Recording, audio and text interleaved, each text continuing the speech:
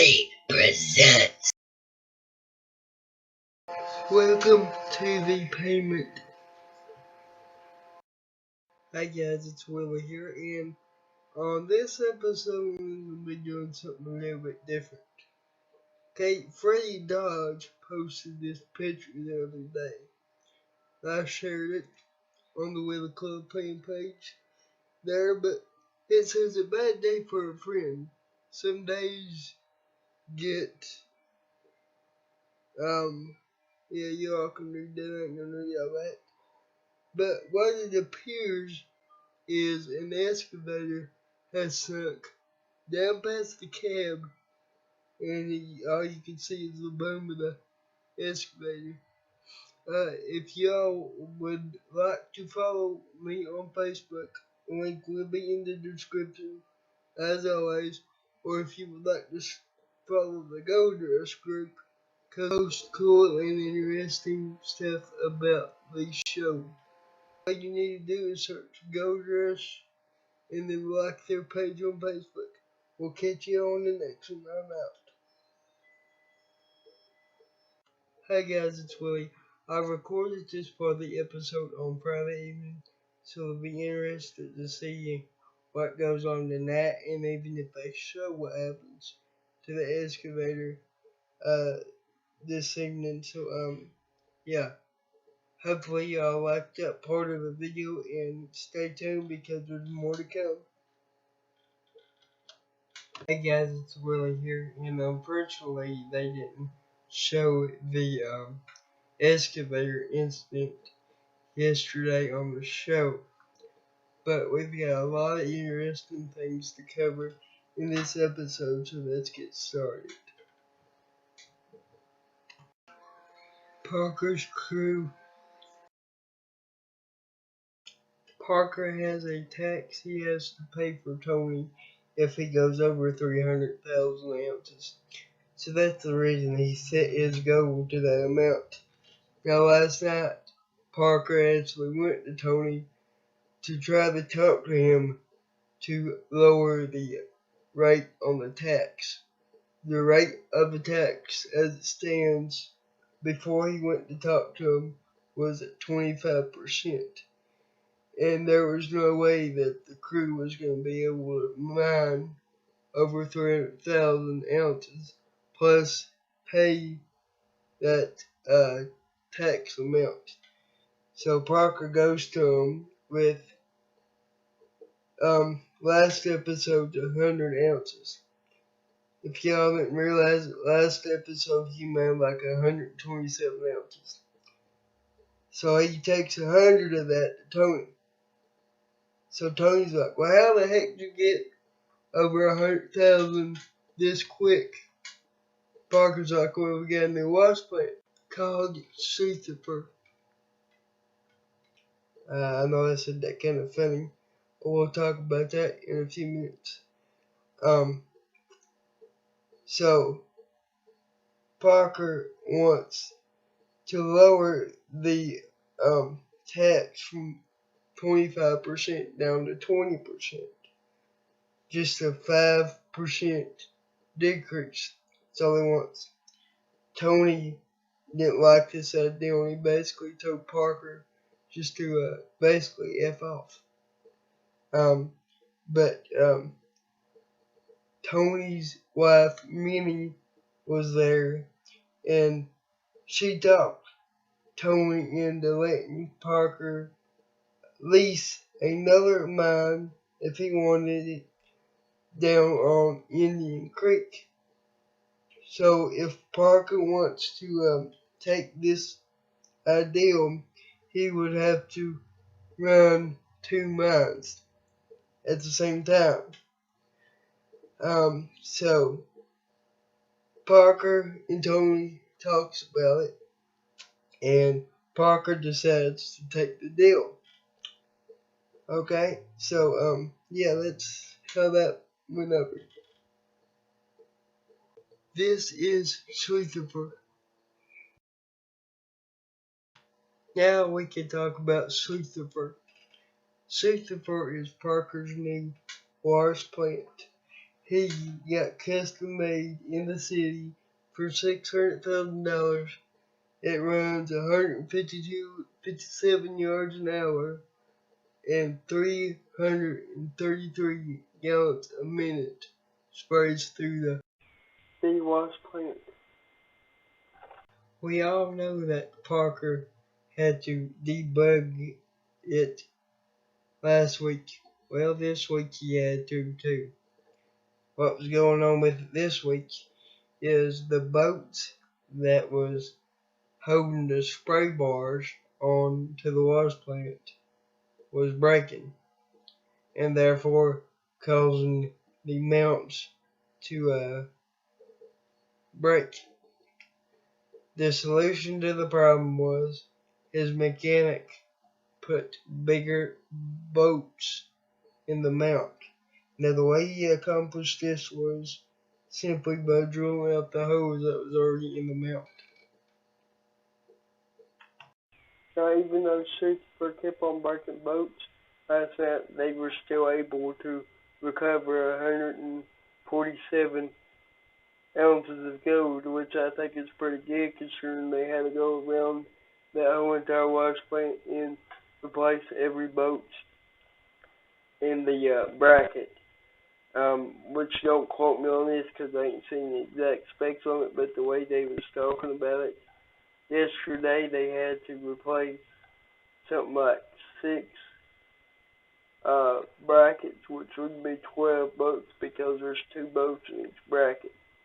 So, yeah, I think that's pretty good with what they had to deal with for a week's work, don't you guys?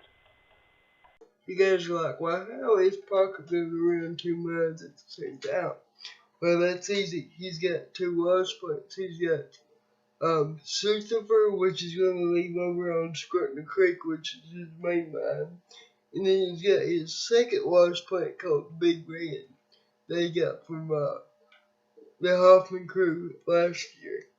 So he's going to stick that with his main, his head foreman, Rick. I'll show you a picture of Rick here in a minute.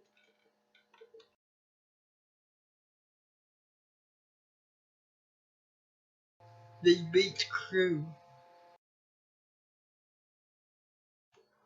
Okay, so the Beach Crew, Gene Cheeseman, which is their foreman, basically joined them for the first time for the season there yesterday.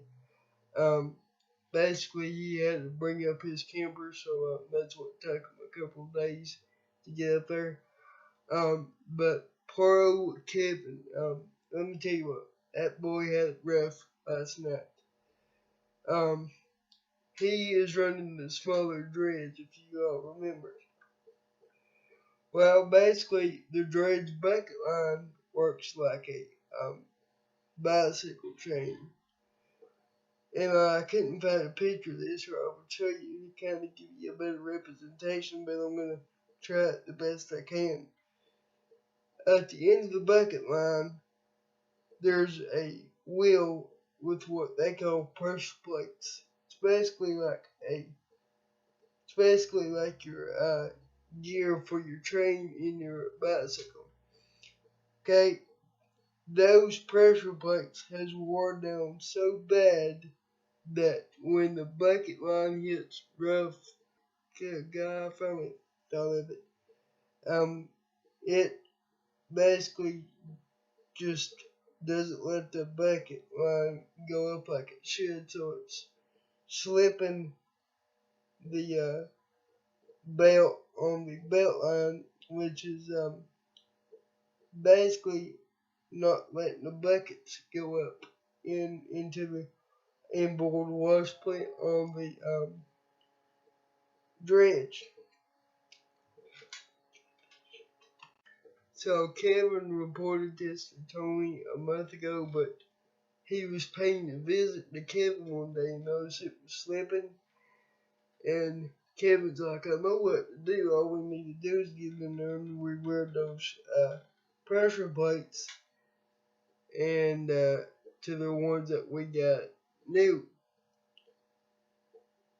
So Tony's like, no, I want to wait till Gene gets here to be able to fix it.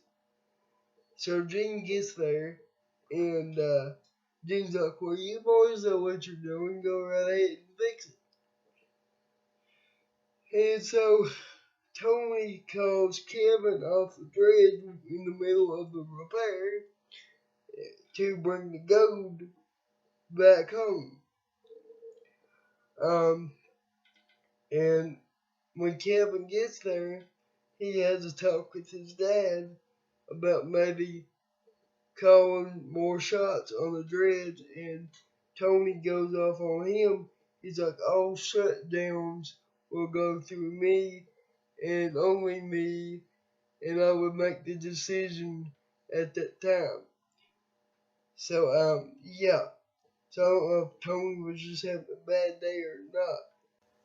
So Kevin cleared another 200 and some ounces last night, which brings the total up to around 750 ounces, which is just about all they got last year from both mines.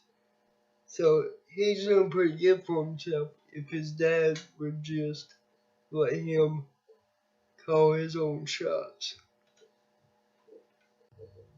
So the main reason that Gene came back was to help Tony on his second dredge. And then Tony has him run around working on a smaller dredge.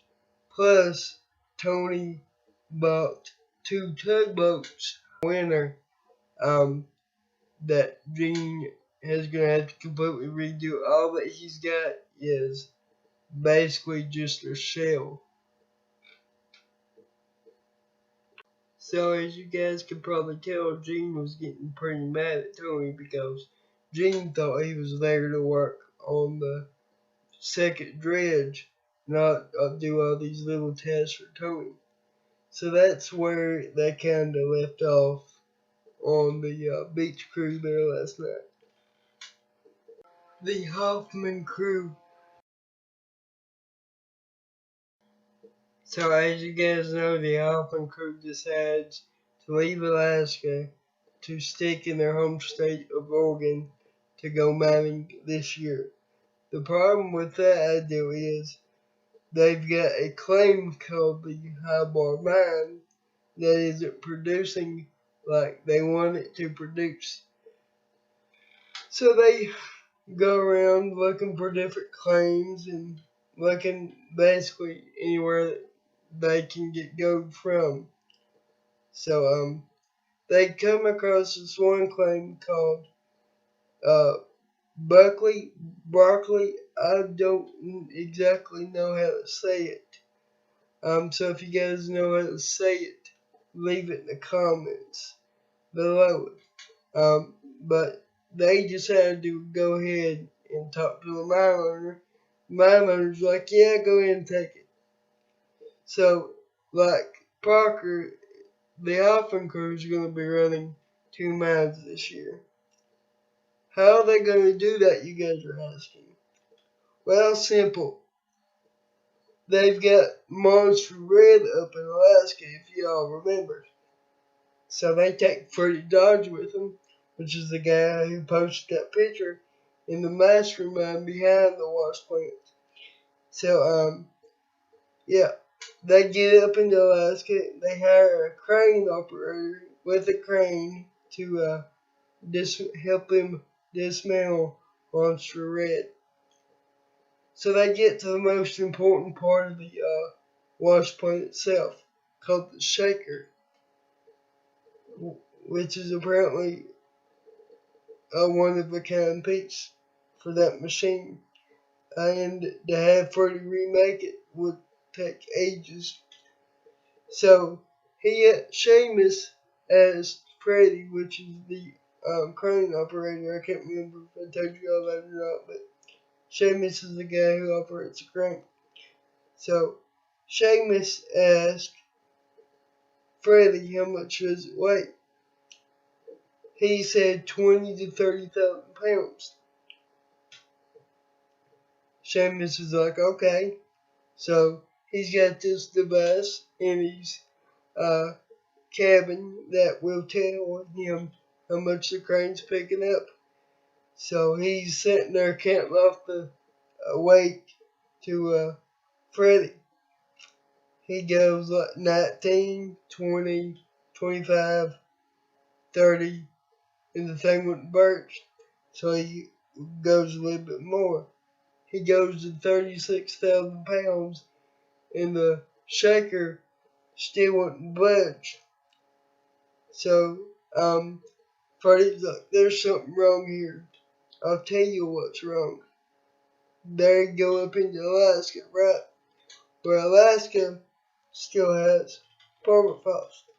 If you guys don't know what permafrost is, it's basically hard patches of frozen dirt. It happens in Alaska, in Canada, and places like that. So basically, the legs are stuck in the frozen dirt. Okay? So, I don't know if y'all remember this, but if y'all remember back in season 1, Jack Hoffman, which is Tyler Hoffman's father, gets this dozer. He loves this dozer. It's called the 400. And the 400 was sitting there on a claim. They just left it behind, I guess. It's a good thing they did because they needed it. So Freddie gets up in the seat and starts pushing on one side of the shaker. Because he's like, if I can at least get one side broke loose, maybe he can break the rest of it loose. So he pushes it a little bit, and Seamus starts pushing it again, pulling up 30,400 pounds. He finally starts coming up. So they've got everything loaded, ready to go back down to Oregon with them to rebuild Monster Red on the claim that they got. So like I said, I think it's called the Buckman claim. Like I said, I don't know exactly the right name for it, so if you guys know, leave a comment in the comment section below. I told you guys that was a lot to cover, but that's the end of the video, and hopefully y'all liked it, and you'll subscribe and like our Facebook page and hang around for more videos. But that's it for me. I'm pushing an 18-minute video right now, and probably by the time I throw this in, it'll be closer to 20. But yeah, it's a big episode, that one. A lot of information to remember for you guys. Because see, what I do is I watch the episode that night, sleep on it, and then I do the video. You guys are like, well, why don't you just stay up and do the video? I would, it's just, I got a brother in there, which y'all may know me, hopefully run the channel.